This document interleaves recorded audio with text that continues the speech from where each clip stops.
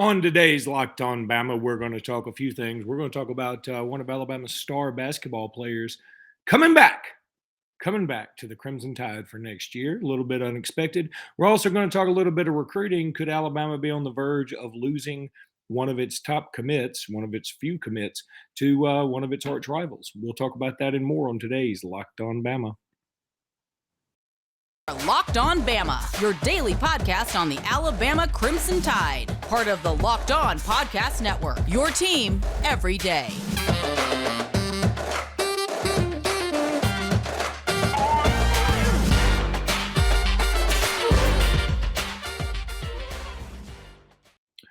Hey again, everybody, and welcome back into Locked On Bama. Luke Robinson, that's me. Jimmy Stein, that's him. Jimmy, how are you today? Pretty good. Pretty good. I'm glad to hear it. Let's talk first about some basketball stuff. It's not normal we talk about basketball this time of year, but we're going to because, I think Javon Quinerly deserves more love than maybe he gets from the Alabama fan base. This is a guy that came to Alabama. He sat out a year unjustly, if you ask me. Yep. And then he leads Alabama to an SEC championship, SEC tournament championship. He gets hurt. He's really really cost us any chance to move on in the NCAA tournament because he got hurt. But he came at a time when he didn't have to come. 5-star guy, all the accolades in the world.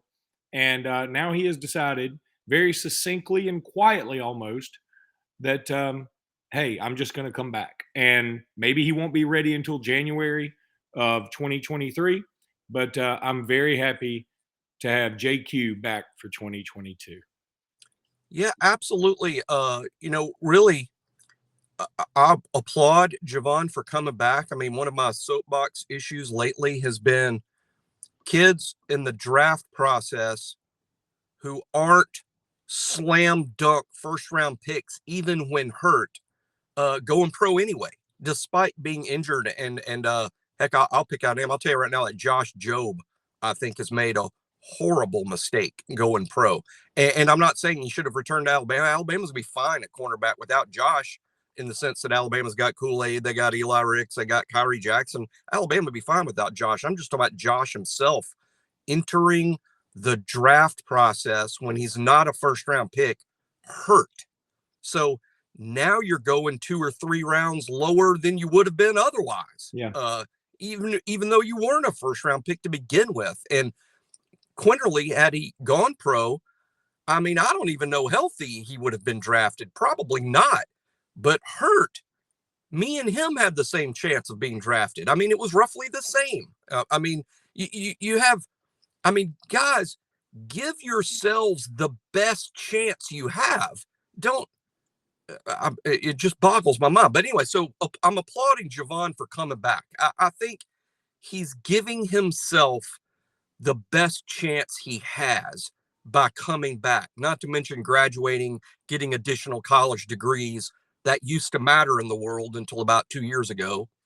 And now apparently no one cares, but I care, and I think it's a big deal. And I think 55-year-old Javon will think it's a big deal.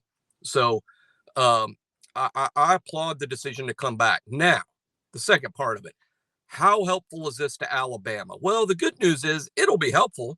It's certainly not going to hurt. Alabama had 3 empty spots on the roster, and no commitments are imminent. Alabama's got 2 point guards now set for the roster next year, and Mark Sears, the transfer from Ohio, and Jaden Bradley, a 5-star point guard from IMG Academy. I think at worst, Javon is excellent depth once January gets here. He's excellent depth. At best, he returns to form. He beats out Bradley. He beats out Sears. And if he does, then we've got an even better point guard situation. So to me, it's more can't hurt than this is huge. Anybody that's going, this is huge. I mean, Sears and Bradley are going to be the point guards for 2 months. The season will be not decided, but we'll have a pretty good idea of how good the team is before Javon's ever healthy. I'm a big believer in Sears. I love Bradley's long-term upside. I don't know that this is what I'm saying is it's helpful. I don't know that it will be massively impactful. If it is massively impactful, then thank goodness it happened. Yeah, a couple of things. First of all, I've learned my lesson on this. You can't ever have enough players. I mean, Yeah. yeah, something's going to Yeah. happen, and so I think that's Yep. fine. It also gives him time to work on his clutch free throws. And Jimmy, you brought up something. You said that you have as good a chance of getting drafted as JQ does while he's hurt, and I think that's true. And my sources tell me you were looking like a late first round pick by the Sacramento Kings. Hey, I'll take it. It sounds like a pay upgrade over Locked On. Even sounds like it. Sounds like it. I don't know. I'll Google to make sure. And Yeah. Sacramento's terrible. Sacramento is really bad, but I don't mind. As a matter of fact, I probably won't even bitch when I don't play much. I'll like the seat. That would be so funny. I would love to do that one time. Just turn on an NBA game. There are all these gigantic humans that are sitting there, and there's Jimmy with his warm-ups off just in case he gets the call from the coach. That's right. Jimmy, let me tell everybody about Built Bar. These things are absolutely delicious, nutritious. They're scrumptious. I talk about them all the time. They're fantastic. Most Built Bars contain 130 calories and my dog is loving Built Bars. Zeta, it's okay. You love Built Bars. They know it. If Built Bar made a dog food, I'd give it to you. But they don't because it's for humans. Built Bars, they 130 calories, 4 grams of sugar, 4 net carbs, and 17 grams of protein. These things are all covered in chocolate, including the puffs. If you hadn't tried the puffs, that's what you need to try next. Built.com is where you want to go. Use promo code LOCK15, get 15% off that order at Built.com. 15% off your order. Use promo code LOCK15 for 15% off that order. Like I'm saying, you will love these things. Just give them a whirl. I'm telling you, they're awesome. Jimmy and I have had them. We love them. I had one for breakfast today. They're fantastic. Now, I want to tell you about Athletic Greens. Look, Athletic Greens, these things are fantastic. I wanted to change some of the way I'm doing things. I'm really going to go on this 75-day challenge thing. I think I'm going to do that in the next week. I got to back up and get a running start on it. But I'm going to start with some Athletic Greens because I've tried them. I love them. It's better for gut health. It's better for energy, optimized immune system. I hate taking all these pills and vitamins. I just got too many pills I'm taking right now. I'm almost 50, so I'm taking a bunch of pills. And I don't want to do that. I want a supplement that tastes great and is good for me and helps with my gut, helps with my immunity, helps with all that stuff, my energy. I need all that. And Athletic Greens does all that for you, and it tastes great. It's a lifestyle-friendly supplement. Whether you eat keto, paleo, vegan, dairy-free, or gluten-free, it doesn't matter. It's all for you right there. It's compatible with all this. And to make it easy, Athletic Greens is going to give you a free 1-year supply of immune-supporting vitamin D and 5 free travel packs with your first purchase. All you have to do is visit athleticgreens.com/college. athleticgreens.com/college. Again, that's athleticgreens.com/college to take ownership of your health and pick up the ultimate daily nutritional insurance. Jimmy, let's talk a little recruiting for a second. Alabama's got 3 commitments? Isn't that right? 3 commitments: Jahlil Hurley, Elliott Washington, and Yanze Pierre. Correct. Now, there is a good chance Richard Young could be joining the fold soon, which would be awesome, of picking up a 5-star. There is also a good chance, apparently now, I thought when we talk about somebody flipping, we'd be talking about Elliott Washington Jr., but it sounds like it could be Jahlil Hurley flipping to Auburn sooner rather than later. Yeah, he's on a visit to Auburn this weekend. Apparently, there's photos of him decked out in Auburn gear. Super excited about Auburn. Man, let me tell you, it's rare in the Saban era, rare that a kid committed to Alabama has changed their mind and is going to instead choose Auburn. And I am sure when this happens, there is going to be this fallout or some sort of outcry for the first time in years. Servers may crash at the Alabama sites over this. But let me just assure everybody, NIL and money that's has changed everything about recruiting. Everything that you knew about recruiting before, flush it down the toilet. It's all over. This is a new recruiting world that is going to have massive impact, massive change, and real head-scratching moments. So I'm just telling you, Luke, regardless of what has literally happened, because there's no way for me and you to know that. Anytime something weird happens in recruiting now, you can 100% assume it is NIL and money related, and that's that. And you just move on to the next kid. Yeah, and look, again, I hate to do it, and you and I were just texting back and forth, and I said, look, I'm fine with it, because I'm at a point with Alabama recruiting. Like, if you choose, and again, I'm not trying to disrespect Auburn, I'm really not, but if you choose Auburn over Alabama and you have an offer to each, I mean, God bless you. Good luck with that. I mean, one of them has been to practically every single college football playoff. One of them has produced a bunch of Heisman winners in the last 10 years. And one of them has barely been a blip on the college football radar. So good luck to you. Praise you because at the same time, I could say back in, 06, Alabama was barely a blip in its own right. So maybe you want to try and start something new. I'm more power to you, but I'm not going to miss you. I don't like the PR of it, though. The PR of it is going to be, here comes, Brian Harsin. We've awoken the sleeping giant of Boise, Brian Harsin. That's what the talking points are going to be. And you know what? So be it. Alabama will find somebody else. I wish Jahlil Hurley would stay in the fold. I really do. At the same time, I also understand. I'm with you. I don't think any more recruiting battles are going to come down to, this place just felt like home or family or right. tugged at my heartstring. No, it feels like I got a new home and my family paid me. And I'm not saying that as an insult to Auburn. Alabama's going to do this too. Don't think that people are going to come to Alabama just because they love the capstone. They're going to come to Alabama for a combination of playing for Nick Saban in championships. That's going to factor in slightly, but mostly for money when it comes to NIL. So I don't want anybody saying I'm not going to say anything negative about Auburn in this instance. In fact, if I just try to be an impartial fan, I'm going to say Auburn's finally wising up and getting some NIL stuff out there, because they obviously didn't do much of it last year, right?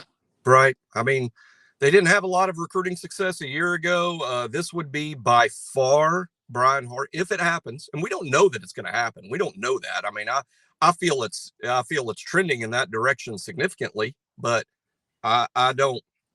we don't know it's going to happen. I would just say, congratulations to Auburn. Congratulations to Harsin. As long as it's been done legally, and there's no reason to think it hasn't been, good for them. They got one. Good. And Alabama's going to do fine. Look, is there any doubt that Alabama's not going to sign two fantastic cornerbacks while Nick Saban is the coach? I mean, he coaches the corners. I mean, Alabama recruits as well at that position as any other in terms of the high-profile kids they get. Look at what's going to happen on the field this fall. Eli Ricks and Kool-Aid McKinstry may one day be first-round picks, and they're going to be starting at cornerback for Alabama this fall. And Terrion Arnold is next in line, and I thought he was great this spring. So, look, this doesn't wreck Alabama by any means at all if it happens. And I'm just going to assume correctly that Alabama will do just fine at cornerback with or without Jahlil Hurley. Now, it's not sour grapes. I think Hurley is fantastic. Me too. I was high on him before he committed anywhere. I was thrilled when he chose Alabama. I'm still thrilled today because as of today, he's still in the class. Yay, Alabama. But if he goes somewhere else, that's fine. It's just, who's next? Yeah, I'm not going to pretend that I don't want him in the class. I do want him in the class. Please, if there's an Auburn fan listening, don't think Luke's sour grapes or Jimmy is, because I'm telling you, we want him in this class. At the same time, I think it's very fair to say that Alabama has an attitude right now of, okay, if you don't play with us, you got to play against us. And it will hurt. Here's what hurts me more than anything. I think the way things are trending, assuming Hurley flips, which I think is going to happen, and assuming Alabama doesn't get A.J. Harris, Alabama loses the two top cornerbacks in the state of Alabama, both of them borderline five-star guys. I just hate the way that looks. I just wish it didn't look that way. Yeah, it's kind of odd. It's kind of odd the way it looks. But here's what's funny about A.J. Harris. I was joking about this on 3 recently. For the past year, it's been pretty easy to project that Thompson's Tony Mitchell would end up at Alabama because he goes to Thompson and Alabama recruits that area and that school extremely well. He's a 5-star DB.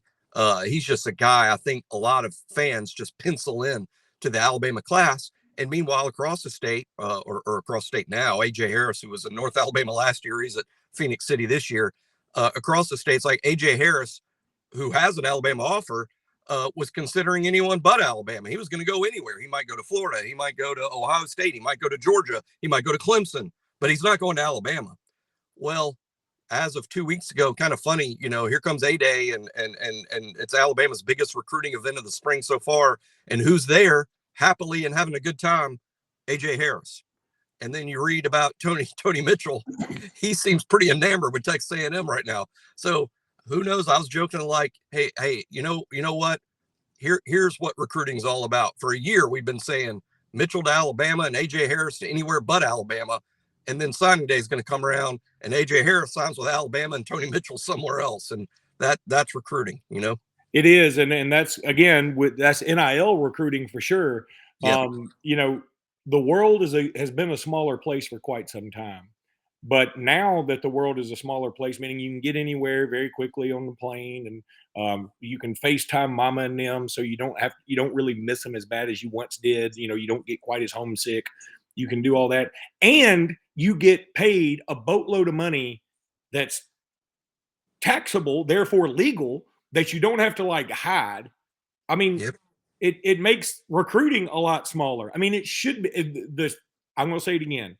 The programs that are going to get with the deal and not try to fight this on a moral stance, which is a stupid stance to fight it on, that are going to say, hey, yeah, the new game is we got to pay as much as we can above board to get these guys here.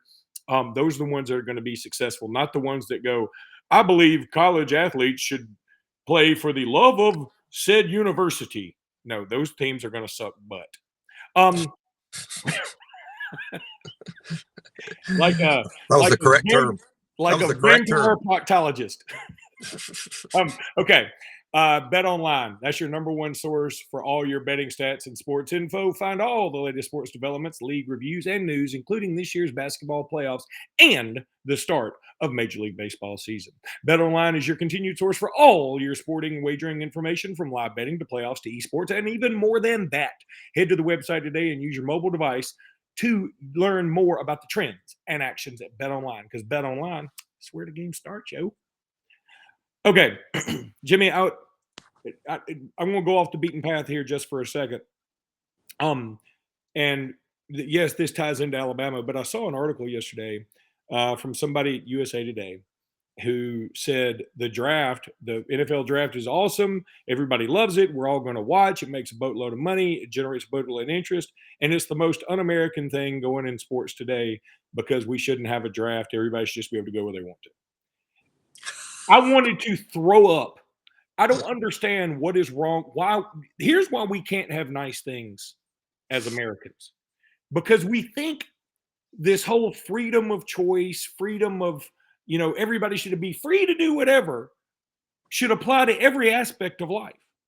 And we got to make some sacrifices. See, the draft is a beautiful thing that generates a lot of interest for the National Football League, which employs a boatload of people, which gives a lot of times very less fortunate people who just happen to work their tail off and be extremely athletic, gives them an opportunity to make generational wealth. And we're going to bitch about said draft because somebody might have to go play in Detroit when they really want to play in Los Angeles. And by the way, every other pro sports league has a draft.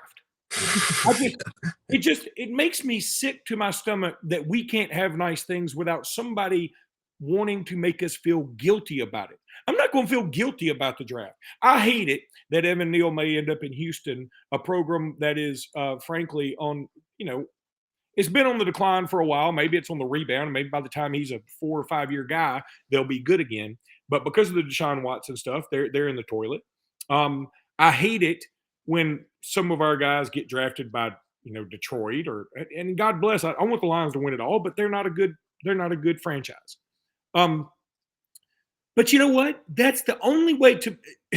If you tell me if I'm Evan Neal and you say, okay, here's the deal, Evan. I got good news and bad news. Good news is you're fantastic and you're awesome and you've won national championships and you're going to make a boatload of money because you're going to go to the National Football League. Here's the bad news. You're going to be doing it in Cleveland. I go, where's the nearest flight to Cleveland so I can fly there butt naked right now and sign on the dotted line wherever I need to? Why is it a big deal if really the argument is these cities aren't good enough for these guys? Why do those cities have franchises? Should it only be New York and Los Angeles going back and forth? Look, let's all just have some fun and quit complaining. If you could go wherever you wanted and all the money was the same, then virtually every player would choose to play in great weather, warm weather cities or domes near their homes or best they could. And basically the whole league would be in Southern California, Dallas, the Florida places. No one would be in Buffalo or Green Bay or Detroit at all. No one. And then if you're like, no, we're not paying everybody the same, everybody's free to pay wherever they want. Well, then once again, we'd have everybody crowding into about 3 or 4 places, and several teams in the league would be non-competitive. They'd be 0-16. The draft is about competitive balance. How can we make it fair for everyone? How can we make our current bad teams better? How can we ding the really good teams so they don't hoard all the talent? And the draft is the best way to do that. That's why every professional league has a draft. So, and hey, there's going to be one person that hates it. That's fine. But the draft is now on about 6 freaking channels. It's on 6 free. The draft is now on network TV. It used to not even be on cable TV. Now the draft is on ABC television, in addition to multiple ESPN platforms and the NFL network. Sounds to me like America loves this draft, Mr. Sourpuss at USA Today. I mean, God, you talk about hurting for content. I mean, I'm so tired of the what can I bitch about now media. I mean, look, and again, I know that's kind of ironic. Hey, they're the people that gave us NIL and free agency in college football. Yeah. Thanks, complainers. This is what you gave us. Now, Jay Wright's quitting. Matt Luke's quitting. Several other coaches are going to quit too because it is, and it's not good for the kids. It's not. This was supposed to be for the kids. It's killing the kids, and none of them are going to graduate now, which is what y'all used to bitch about constantly. Now, none of them will graduate, and the word graduation college degrees never even comes up. Never comes up. Here's another point. I'm glad you brought that up. A couple of things. First of all, let's say a guy's going to make $250,000 from an NIL deal. If he doesn't graduate and he doesn't make it in the NFL and he doesn't get a good job, he's going to find out real quickly $250,000 ain't a lot of money anymore. It's not a lot of money anymore. It's a lot of money for like if somebody gives you $250,000, that's fantastic. It's a lot of money today. I mean, by today, it means if someone handed you $250,000 today, you'd be like, shit, I got a lot of money. Check back with you in a year. Yeah. How much of that 250 is left? Yeah. And if it's like, what was that former lieutenant governor that said, I had all this money, I spent it on beer and women, and the rest I just pissed away. That's what a lot of these kids are going to do. The other thing is, you brought up a good point and now with all these new rules, the NIL, the transfer, all the power to the people, Mm-hmm. What we're going to see is, you're right, the players have the power and the coaches are walking away. Coach K's leaving. Now, Coach K was 612 years old. Maybe that's not a fair one. But Roy Williams wasn't too old. Definitely Jay Wright wasn't too old. And this is just for college basketball. It's going to start happening everywhere because what they're going to say is, I've made plenty and I'm just going to get out. And so when guys that are really experienced and really good start getting out, you put new people in who aren't quite as good anymore. And we're going to have an influx of these not quite so good anymore. So the coaching is going to be less good, meaning the product's going to be less good. I mean, do you see it? It's a snowball effect. That's what I'm worried about, is that the good people in the sport are going to get real pissed by this and be like, why do I have to do this? I worry about it with Saban, except for the fact that Saban is a cyborg, so his internal computer is saying must continue coaching, and his human side is sort of like, why don't I just go to Lake Burton and watch the ducks shit on the pond, or whatever that guy said about him. So anyway, I'm just, man, I'm not trying to bitch. I'm fine. NIL, we'll all adapt, whatever. But at the same time, I worry for the future of the sport, in the sense that when it all becomes all about money, it's going to take some passion out of this game. There's no doubt about it. Oh yeah, and that's exactly what's happening. And I think all coaches, look, it's a sport, right? It's a sport. Sports have rules, 4 downs and then you punt, and you got to make 10 yards to make a first down, and there has to be rules. Right now, there's no rules. And the term, and right now my soapbox this week has been that term free agency, when everybody said, well, free agency is good for NFL, it'd be good for college football. College football doesn't have free agency right now. It's a free-for-all. The NFL does not have 1-year free agency. Everyone's a free agent every year. The NFL doesn't work that way. Major League Baseball doesn't work that way. Neither does the NBA or the NHL or even Premier League soccer in Europe. There's multi-year contracts before you serve a certain period of time for the team that drafts you or you sign with. And then after you serve a certain amount of time, you become a free agent. You've earned the right to be a free agent. Now with 18-year-old kids, we've decided we're just going to give free agency to all of them. All of them. 1-year deals. Can you imagine, Luke, if the NFL, if the only rule was you can't sign more than a 1-year deal, every single player is a free agent every single year? The league would implode. And frankly, no one would watch, because how the hell are you going to root for your team when you have a 53-man roster that is completely different one year to the next? No one would have a favorite team. No one would have a favorite jersey, because you'd be like, shit, I've spent $7,200 in number 17 jerseys, because every time it's a different name. Yeah, and so the NFL is like, you can't operate like that. The NBA is like, you can't operate like that. So we're doing it with 18-year-old kids.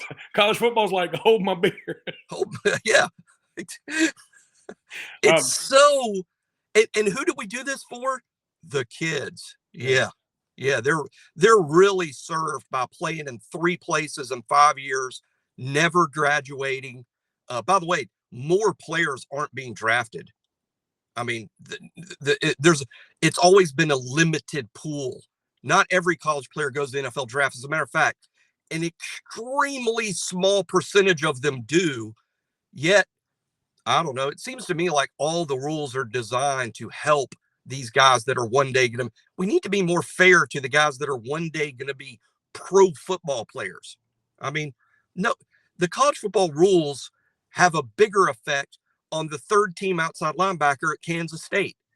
Okay. He's never going to play in the NFL. He's never going to be in an NFL camp. He needs to use his football skills to get a college scholarship, so his family doesn't have to borrow money so their son can go to college. I mean, that's what this is supposed to be about. Instead, we've made it all about pro football. All right, buddy. Tomorrow we got a Sorry for ruining the show. Yeah, way to ruin the show, Jimmy. Well, no different than every other show. So, Jimmy, tomorrow we got a treat for everybody. We'll have Tim Watts from Bama Online to join us. Can't wait for that. So, until then, everybody, roll tide. Roll tide.